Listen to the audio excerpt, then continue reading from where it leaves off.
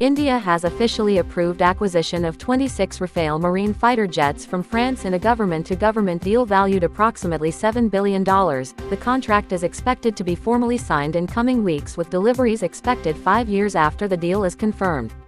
Russian state defense firm Rostec has delivered fresh batch of BMP-3 infantry fighting vehicles to its armed forces, equipped with several enhancements aimed at countering modern threats, thus increasing survivability of equipment in combat conditions.